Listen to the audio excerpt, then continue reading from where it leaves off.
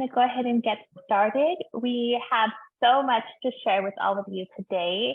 And thank you so much for being here tonight for the Convention on Health Rights Stop the HPV Vax Mandate Town Hall. And it's going to be a jam-packed info night. So if you want to go ahead and grab a pen and pencil, paper and pen, I can't talk today. Go ahead and grab that, but just know that we will be sending out a recording of tonight's town hall so that you can rewatch it and share with your friends that need to get this information. No, that's not what I wanted to do. Back here. Okay. So I want to start off by saying that COHR, Convention on Health Rights, is a coalition of incredible California organizations advocating for health rights. And before I introduce all of these great organizations, here is our agenda for tonight. So I'm going to start off by introducing each organization, and then we're going to move into debriefing AB 659. That's what we're here for, the Cancer Prevention Act and Amendments. And then we're going to go into core talking points and resources. We have a few calls to action. So this is going to be really the meat of tonight's town hall, where you guys are going to get strategies and really, really great calls to action to activate and stop this HPV mandate. And then we're going to go into a Q&A. So if you're just joining us tonight, if you have any questions, please ensure that you add them into the Q&A box. So in your navigational bar in your Zoom on the bottom, you should see a Q&A option. That's where you're going to enter your questions. If you want a specific organization to answer your question, just make sure you add that in there.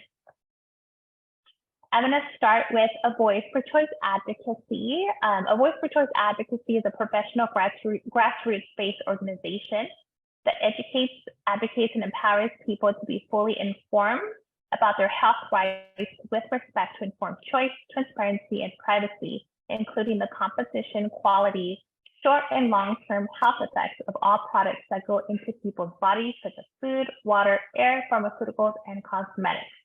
You can find a Voice for Choice's printable flyer for AB 659, and I've added that URL.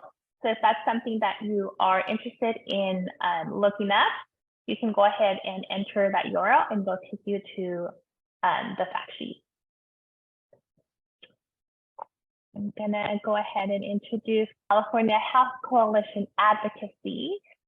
California Health Coalition Advocacy initiates and influences laws and policies to expand, protect, and promote the health and well-being of Californians. This includes the right to access, consent to, and refuse products, services, treatments, information, education, exposures, and environment. The first link that you see there is the HCA's sponsored bills, and the second link is AB 659 resources. So all of these organizations have separate resources on their websites. I've added their websites on there as well. You can check them out. And we're going to go ahead and introduce California Parents Union.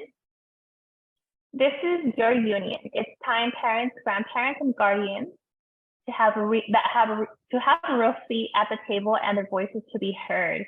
So really important about California Parents Union, they will be hosting an event in Sacramento this upcoming Sunday, and I've added the flyer on here. So if you're available to go or to share, please click incredible event. Educate Advocate as well. Educate Advocate is a statewide organization that serves families with exceptional needs and strives to have relationships with legislators in the Capitol to bring forward good legislation. And you can find Educate Advocate sponsored bills by visiting educateadvocatecalifornia.com. And we have for medical freedom. It is a mission of Latinos for Medical Freedom to help right this wrong. Founded by Karina Powers, Latinos for Medical Freedom is a grassroots organization committed to advancing the health and well-being of Latino communities in California and beyond. And we want to give a huge thank you to our partners, California Freedom Keepers, Vaccine Choice California, Let Them Breathe, Stand Up California, CPOC, and Million Mamas Movement for helping us host tonight's town hall. So we're going to go ahead and get started. We're going to have Christina Hildebrand, President and founder of A Voice for Choice Advocacy, and she's going to go ahead and debrief AB 659, the Cancer Prevention Act. I can get my computer to do what I wanted to do. All right. So welcome, everyone. My name is Christina Hildebrand, and I'm the founder and president of A Voice for Choice Advocacy.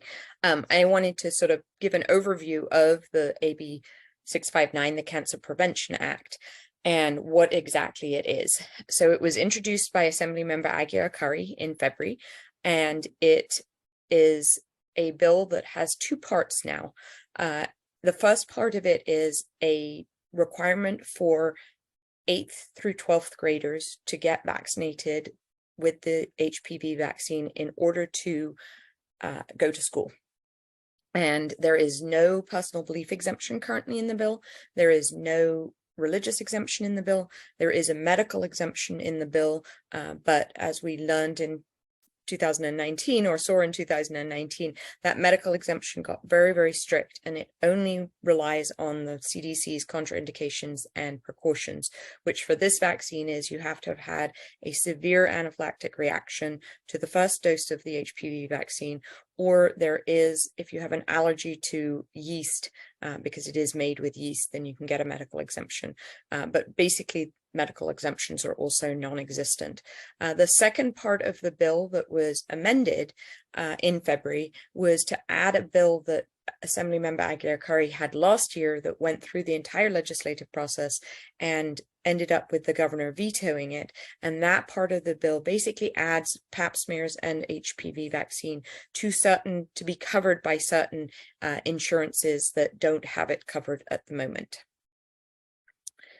You want to go to the next slide? Oh, and sorry, and it has been referred to the Health Committee, and it will be heard on the 21st of March at 1:30 in the Assembly Health Committee.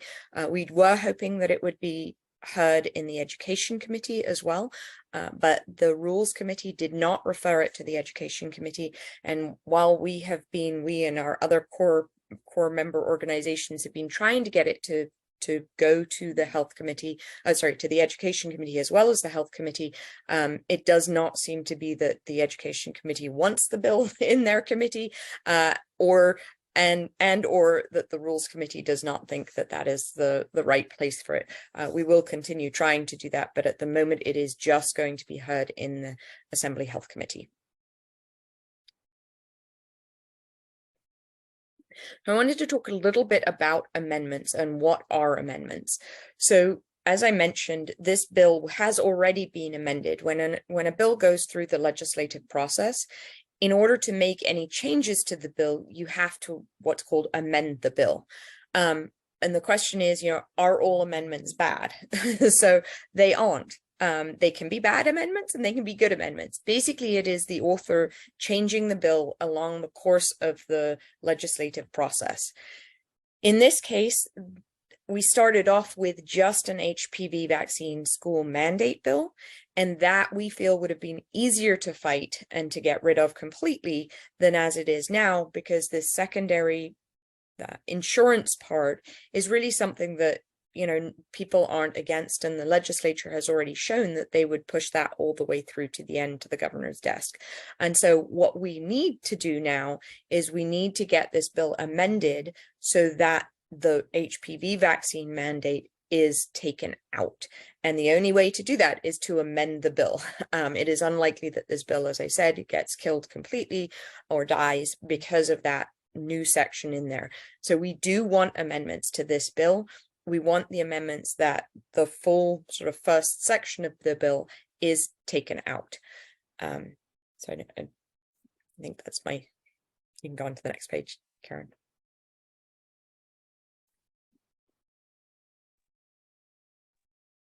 All right, thank you so much, Christina. I just want to remind you guys that you will have an opportunity to ask any of our panelists today any questions.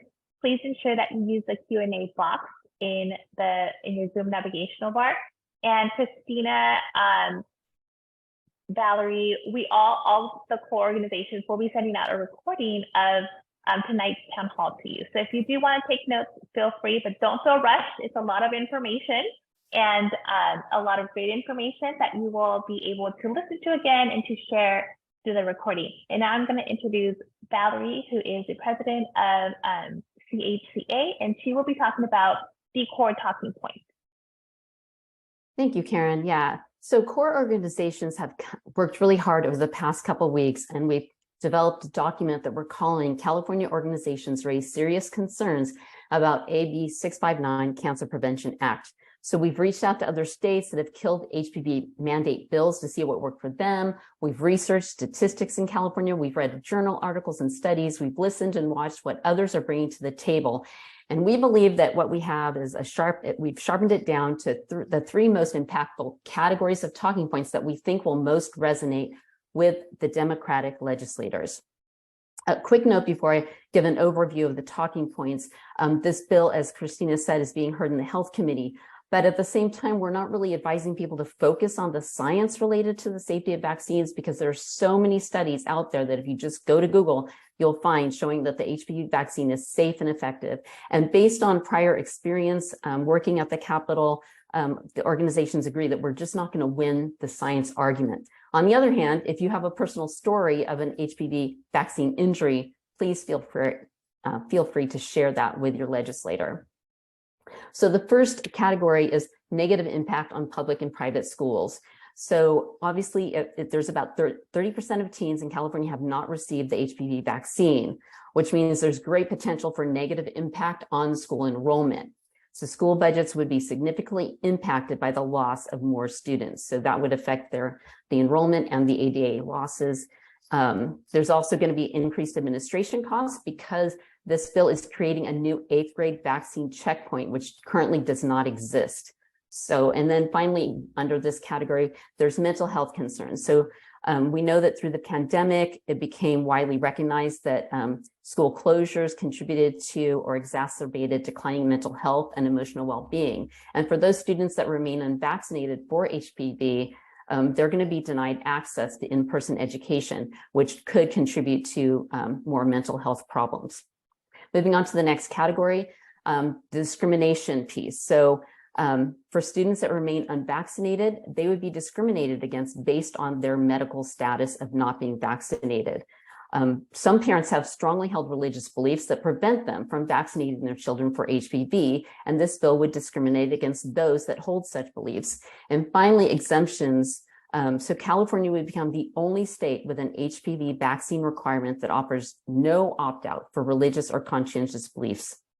And so currently 4 other states have a requirement for the HPV vaccine for school, but all of them either allow a simple opt-out or exemptions for religious or philosophical reasons.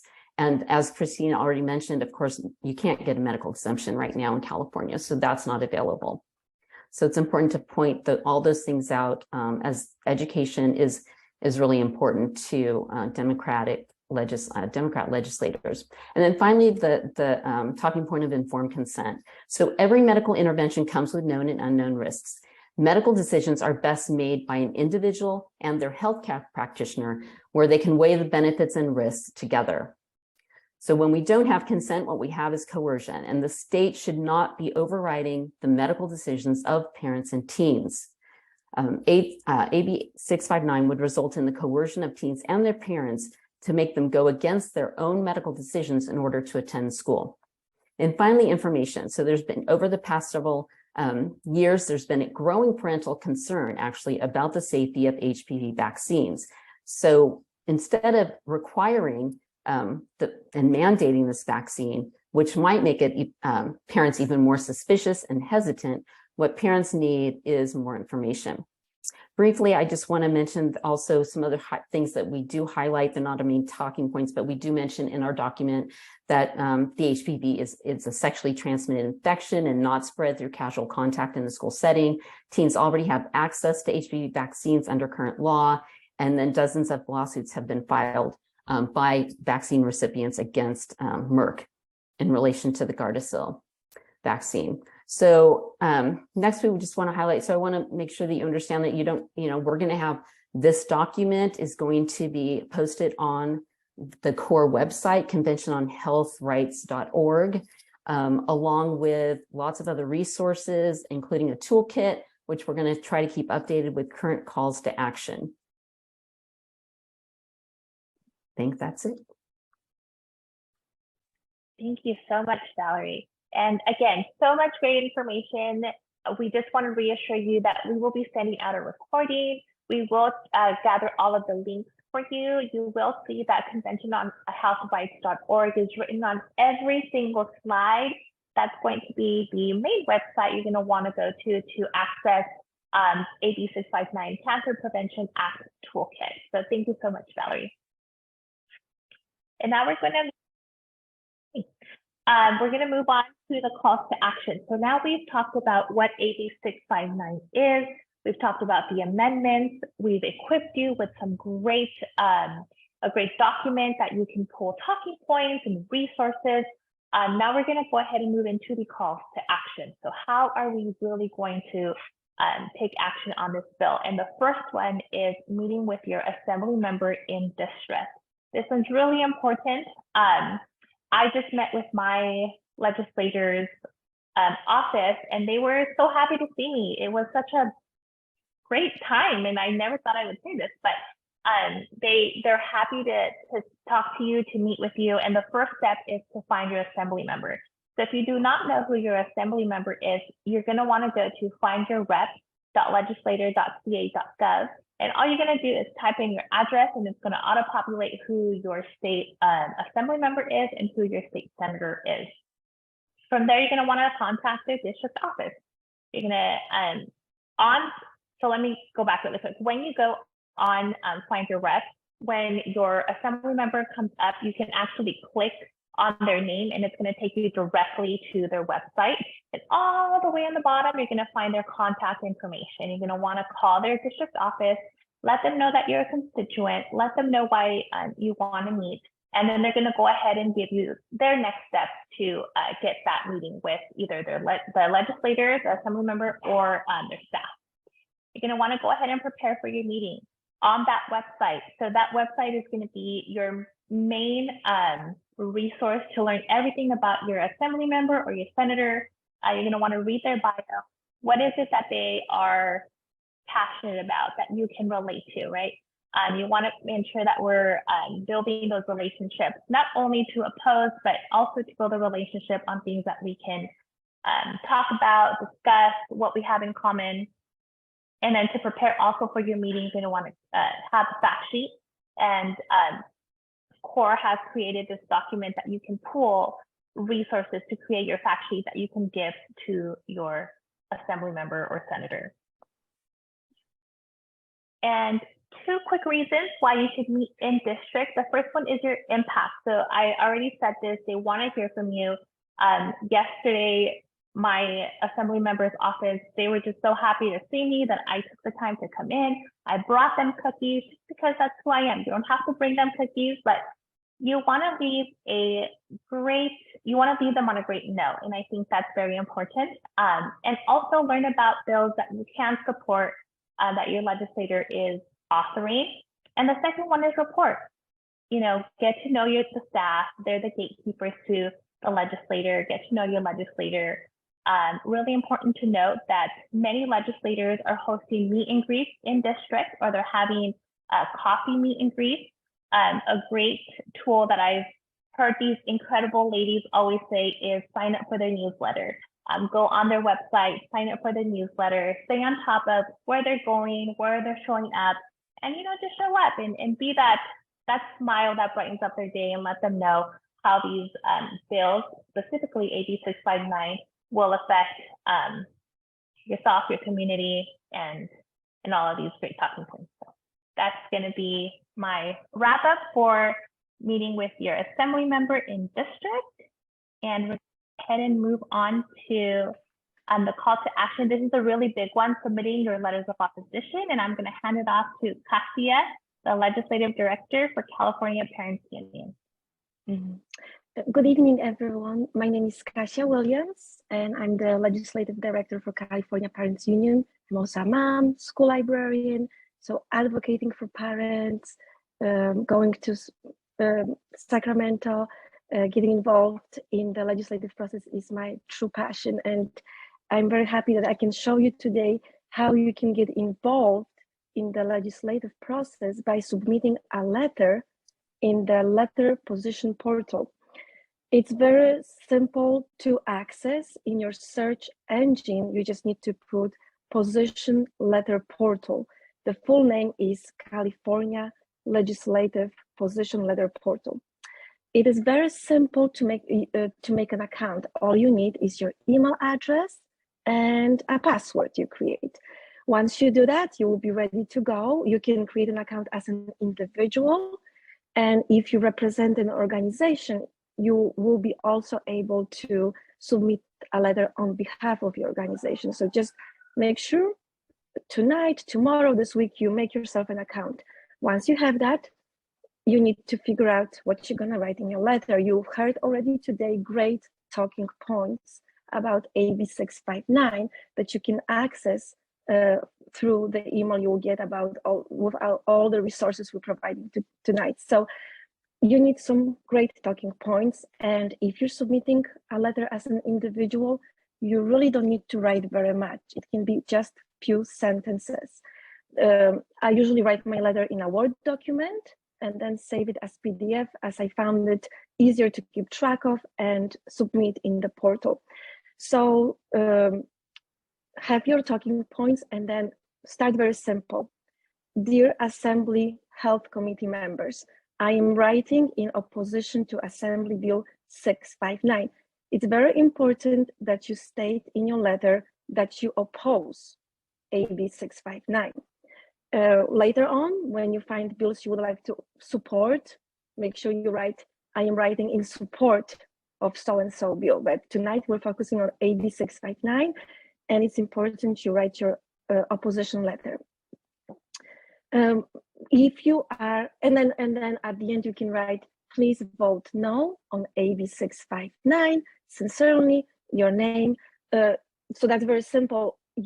I do encourage you to at least put 2 sentences. For example, I strongly believe a shot for sexually transmitted disease as HPV should not be mandated for school attendance. It can be that simple if you're writing as an individual. Now, if you're writing as an organization, it's very important that you have some data supported by resources, that your letter is on a letterhead, which is also available in the PowerPoints we're gonna send you. So if you're submitting a letter as an organization, you have to a little bit think more. There are some requirements. Your letter has to be signed. Your letter has to be on a letterhead, all right? So you will see some examples. Now, when you go to the letter portal to submit your letter, it is also very simple to follow directions. And I created a little video in California Parents Union membership lounge. It's available. You can also find it on my social media accounts. So if you'd like to see step by step how, but very briefly, when you go to submit your letter, all you do is click submit a letter, and then it really will guide you step by step what to do next. So the process is fairly simple.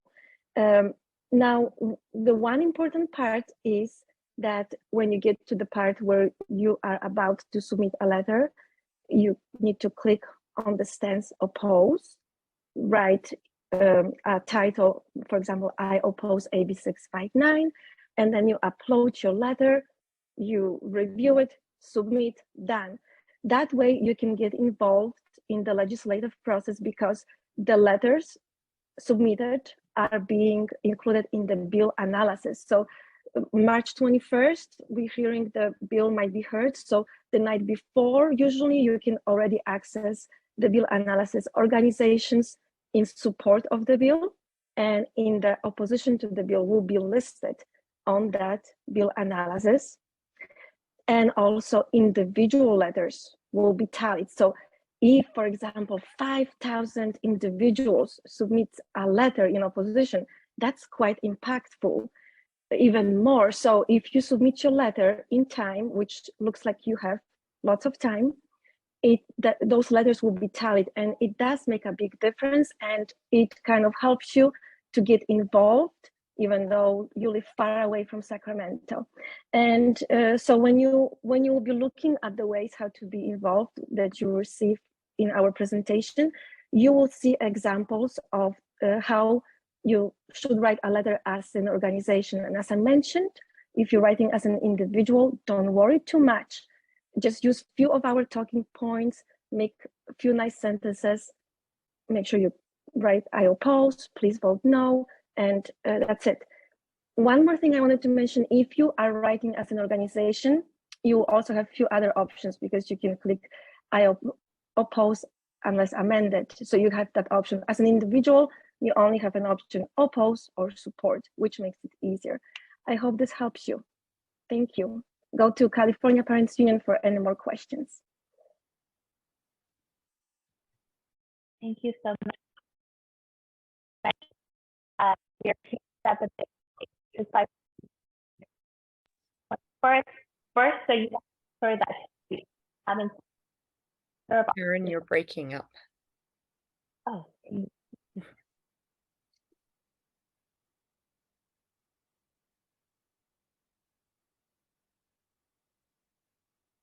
Can we hear her? Hear me? Yeah, we hear you now. Oh.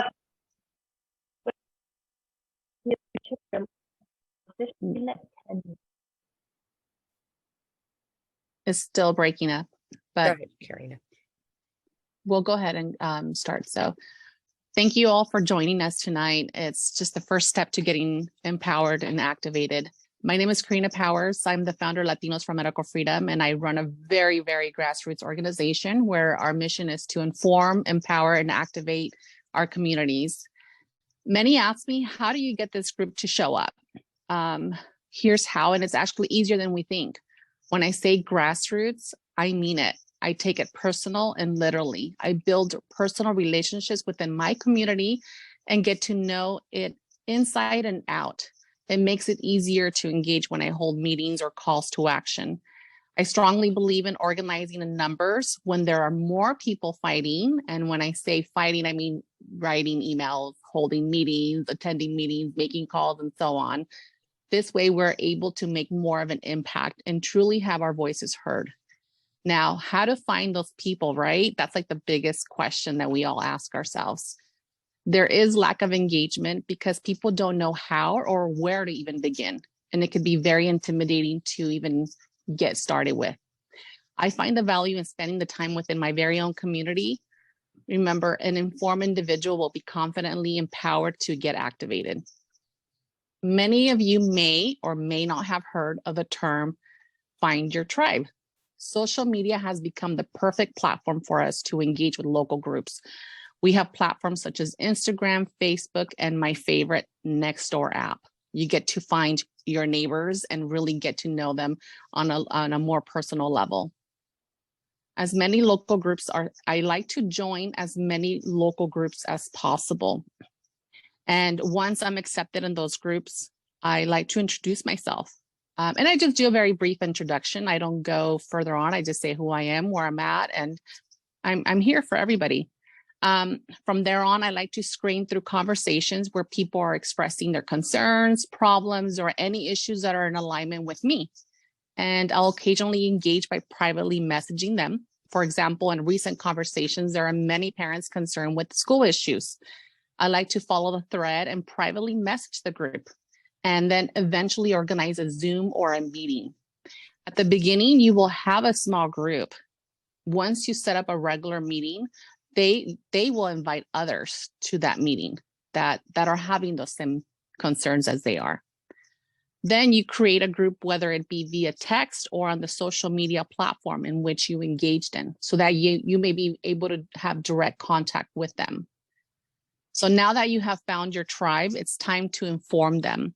Show them who holds seats in their local offices and show them the portals on how to maneuver through the information from their local offices, such as their school board, city councils, board of supervisors, state assemblies, and their senators, and encourage them to set up meetings with them. Many of them are holding in-person meetings or attend local events that they are putting together, just like Karen mentioned in the previous slide. Many of them are having meetings within your own community or attending them. So you want to make sure you know those meetings. So you want to get onto their newsletter, so that way you are in tune to what's going on with each of those people that you are interested within your community that are members of your district. And let them know who you are. Let them know that you're a member of their district. That's all it takes, just to get to know them and start building a relationship. But as you all know, social media can have its pros and cons, and censorship has hindered our process in engaging and connecting with others. It is why I prefer to hold in-person meetings. You can start small from your very own living room and have a small group and have ladies over for coffee, and eventually see your group grow into a larger venue, and invite people to speak. You can invite them via Zoom. You can invite people in person, and invite speakers who will empower your group. And who knows, you might invite me someday to speak at your event. And now let's get activated.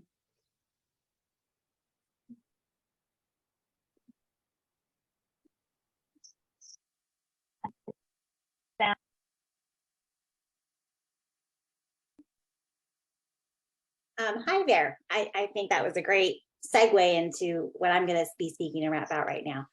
So I am Christy Sepulveda-Burchett of Educate Advocate, and I'm going to speak to you about superintendents, board of trustees, and resolutions. In 2022, we were faced with a barrage of bad bills in California. A key component of getting these bills completely shelved or watered down was through amended language that people just like you having relationships with their superintendents and their boards of trustees. When SB 871 through Senator Pan was introduced, which mandated the COVID vaccine for school, many went to their school board meetings and gave public comment to their board of trustees and requested that they oppose the bill. Educate Advocate compiled a list of all the boards that voted on resolutions opposing the bill. Across the state and across diverse political backgrounds, many school boards passed resolutions opposing the bill. We contacted all these districts and asked that the superintendent submit their opposition through the legislative portal. These were also mailed to the Senate Health Committee. This strategy worked. Senator Pan withdrew his bill. It is important that our health rights organizations and our health rights minded people take a stand against these bad bills. However, when a bill is very controversial, it really takes getting outside entities to oppose as well. If there are school boards in opposition to a bill, this will indeed carry weight with legislators, and our potential to have impact on a bill is dramatically enhanced. Getting to know your superintendent, establishing a relationship there is important. You can schedule a meeting with your superintendent to discuss a bill such as AB 659 and the impact it would have on your family and other families in the district. You can schedule one-on-one meetings with your school board of trustees members and also have these discussions. You can go to a board meeting and make your position known there as well as your request. One word of caution though, if you live in an area that is very different from your way of thinking about a bill such as this, you may want to try meeting one-on-one first to gauge where the majority of your board of trustees are at before going to the meeting and making a request publicly that they oppose AB 659. Making such a request publicly before gauging where the majority is has the potential to backfire, and that the board of trustees could put the bill on their agenda to support instead. From our experience last year with several bills, we learned that providing specific language for a template for school boards of trustees is really important. specifically language that directs the superintendent to submit the resolution to the legislative portal. As such, a template has been drafted and is available on the COHR website on our AB 659 page. Auburn Union School District has a board meeting tomorrow evening, March 8th, and has such a resolution on their agenda for adoption. It is item 12O, and the direct link is also on the COHR website. Another thing that can be done instead of a resolution is a position letter. Several superintendents during 2022 also wrote position letters. So it is possible to make that request to your superintendent. This may be effective if you have a superintendent who wants to oppose AB 659, but perhaps not a majority of the Board of Trustees would be in favor of doing so. One other note on this topic, which Karina alluded to, we had a variety of other boards oppose the bill last year, including city councils, Board of Supervisors, as well as County Board of Education. You may want to also consider a request to these boards as well, after again gauging where they stand before publicly making that request. Lastly, this is a passion topic for me. Our organization at Educate Advocate is linked to education, and we have several legislative bills we are the sponsors of that involve education this year. So if you have any questions or need any guidance on this topic, please feel free to reach out, and thank you very much.